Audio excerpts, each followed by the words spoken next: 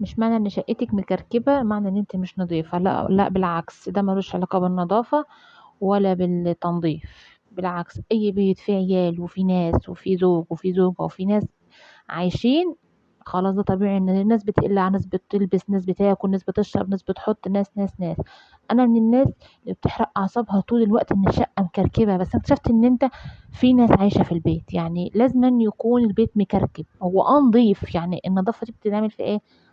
قبل طبعا ما نكمل الفيديو مع بعض لازم انت ايه تعملوا لي لايك واعملوا متابعة وكملوا الفيديو للآخر. النظافة دي، نظافة الحمام بتاعك ما يبقاش اصفر، حوضك فاضي ما فيهوش مواعين قد كده، مش مواعين بقالها 90 سنة، مواعين تحت الحوض منقوعة، وملايات معفنة على السراير، تحت السراير مش نظيف، سجادك مبقع، دي اللي بتسمى ست مش نظيفة. انما سجادك نظيف، ملايتك نظيفة، ممكن تكون الملاية متفعكشة شوية عشان خاطر كان في حد نايم على السرير، ممكن تكون الحوض مثلا عليه كام كوباية عشان في حد دخل شرب وطلع، ممكن عشان مثلا السجادة شراشيبها منعكشة عشان خاطر الناس رايحة جاية بتدوس.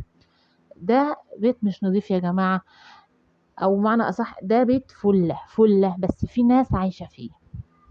فبطلوا تحرقوا في اعصابكم، وانا كمان هبطل احرق في اعصابي. وايه، انا بحب كل حاجة تبقى بالمسطرة، الملاية على السرير مسطرة، الشراشيب بتاعة السجادة متسوية. مفيش كده، مفيش بيت فيه ناس عايشة بيبقى زي ما انت بتقولي كده، ده بيت مهجور. ده بيت مهجور، في دباديب على الارض، في كراكيب على الارض بتاعت العيال، في الريموت مرمي هنا مرمي هنا، بس الفرش نظيف، الشقه ريحتها حلوه، الشقه مترتبه، الحمام نظيف، مواعينك الحلال والكلام ده كله مغسول ونظيف، حمامك نظيف، ملاياتك نظيفة، سجاجيدك نظيفة، تحت سريرك نظيف، دولابك مترتب، ده كله من ضمن النظافة. بس مش معنى ان هي في حاجة متفعكشة معنى ان انت مثلا تخش تقول ده الشقة دي مش نظيفة. لا، الشقة فل يا حبيبتي، انت اللي عينك بتوجعك يا ماما، روحي اكشفي عنده دكتور عيون.